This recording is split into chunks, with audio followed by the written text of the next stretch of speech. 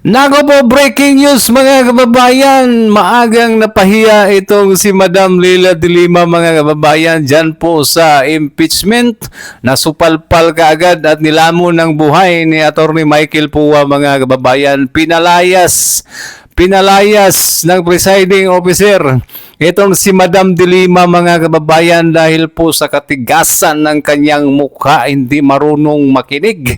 O di ba? Yung opening statement po niya mga kababayan, binigyan na po siya ng babala, ng warning ng presiding officer na huwag kang gumawa ng kalokohan. O di ba? Pero hindi po nakinig si De Lima mga kababayan, talagang lumampas po siya sa kanyang opening statement at gumawa ng mga konklusyon mga kababayan na hindi dapat banggitin. O, di ba? Kaya ito, nag-object si Atty. Michael Pua na strike sa record yung mga pinagagawa ni De Lima mga kababayan. At itong si presiding officer ay napuno na mga kababayan kasi sa kabila po ng mga warning na binigay ng presiding officer, hindi pa rin nakinig itong si Madam de Lima mga kababayan. Kaya pinalayas na at pinatigil sa kanyang opening statement na walang kakwenta-kwenta mga kababayan. Matigas ang mukha, hindi marunong sumunod. Kaya, pinalayas at sinupalpal. Maagang nasupalpal si de Lima mga kababayan. Pahiya kaagad kaya Atty. Michael Pua mga kababayan. Kaya ito, panoorin po ninyo kung paano pinatigil, pinalayas, sinupalpal itong si de Lima sa kanyang kauuban. Hindi marunong sumunod, matigas ang mukha mga kababayan. Ito, panoorin po ninyo. May we request Representative Leila de Lima to be recognized by the chair, Your Honor.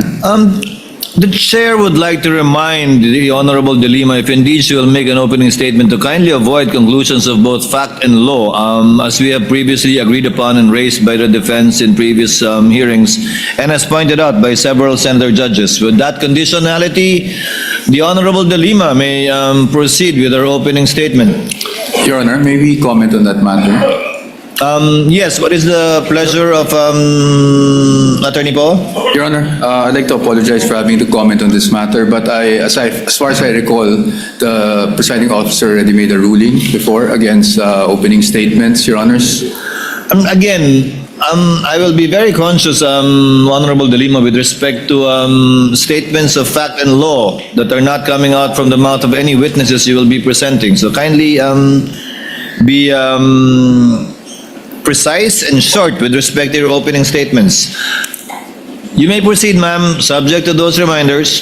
Thank you, Mr. Presiding Officer. This is about 5 minutes or a little more than 5 minutes. Mr. Senate President, Mr. Presiding Officer, Honorable Senator Judges, mga kababayan, magandang umaga po.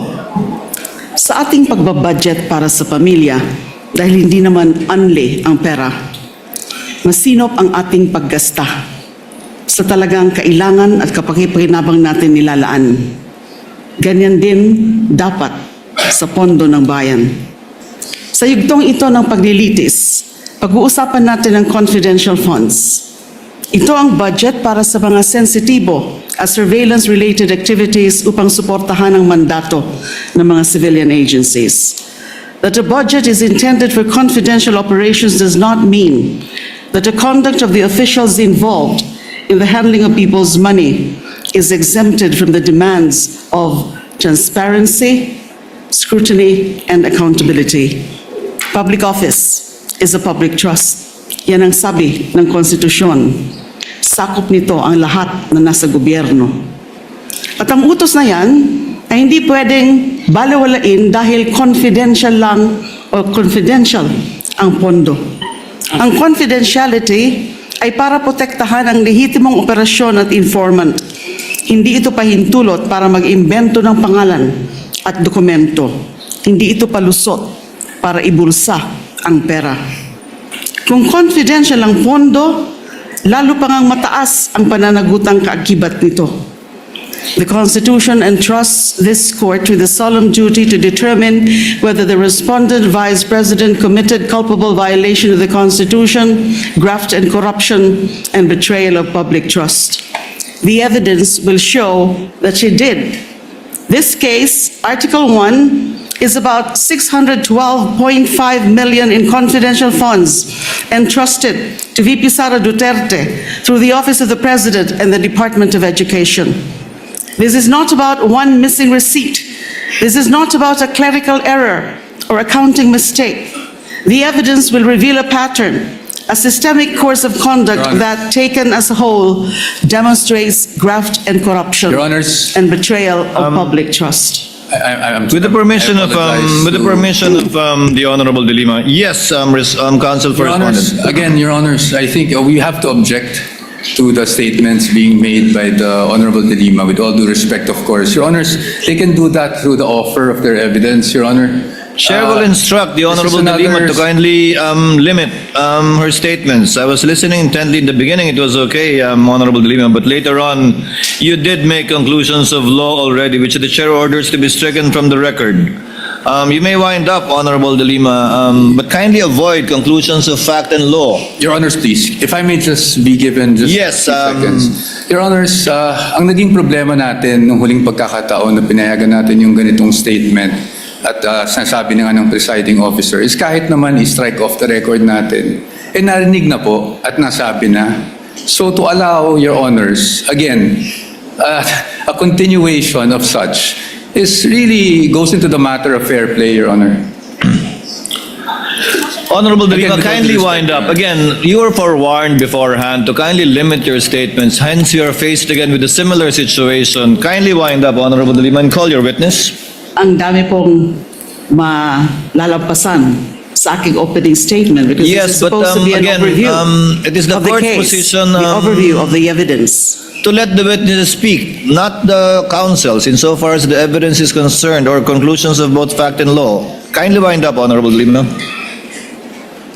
I submit to your honors, and so I will wind up. Kapag ang isang impeachable officer, tulad ng pangalawang Pangulo, ay nabuso ang kapangyarihan sa paraang sumisira sa accountability, Same o objection, sumusuway Your sa Honor. pananagutan, dapat pa ba siyang pagkatiwalaan? Dapat pa ba siyang manatili sa pwesto? When the Filipino people entrusted their money to Vice President Sara Duterte, was that trust honored? That question will not be answered by politics, by general denials, by press releases. It will be answered by the witnesses, by the documents, by audit, and by the evidence, and the prosecution is ready to present it. Sa kabuuan ng ebidensya, makitang hindi lang mga simpleng irregularidad ang nangyari. Objection, Your Honor. Malinaw Again, ito. objection, Your Honor. Honorable De Lima, I would have to Ang stop This you. is out of I would line. have to stop you at this point. The continuing objection of the respondent is duly noted. I would have to stop you at this point. And I have to My stop due now. apologies, but kindly call your witness already. Thank you, Your Honors. I submit. Thank you very much. Nako po mga kababayan, grabe nakakahiya ka naman, Madam De Lima. Hindi ka kasi marunong makinig. Sobrang kinapalan ang mukha mga kababayan. Grabe, paulit-ulit ang binigay na warning. Pero itong si De Lima parang pumasok lang sa kanyang tenga tapos lumabas sa kabila mga kababayan. Grabe, sobrang ob-ob ang abogadang ito. Grabe. Oh? Pinatigil at pinalayas sa kanyang opening statement mga kababayan kasi hindi marunong makinig at sumunod.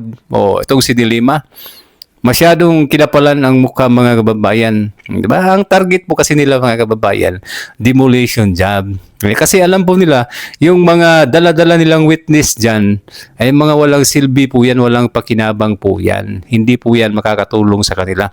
Kaya ang ginawa ni De Lima, inunahan na mga kababayan para makapanira. Kahit strike pa yan sa record, wala na. Narinig na ng mga tao, mga kababayan. Yan po talaga ang layunin po nila dito sa prosecution, mga kababayan. Kaso lang, palpak, pahiya ka, pinalayas ka, at narinig ng buong Pilipinas na parang wala kang alam. Nagmumukha kang ingot at mangmang sa mga pinagsasabi mo na hindi dapat sabihin. O, abogada ka. Naturingan. O, di ba? Grabe po ito si De Lima. Sobra naman. Grabe naman. Ang kapal naman ng mukha mo, De Lima. Simpleng instruction. Di ka marunong makinig. No, grabe. Buti na lang. Yan. Deserve mo yan na palayasin at patigilin sa iyong walang kakwenta-kwentang opening statement, o di ba?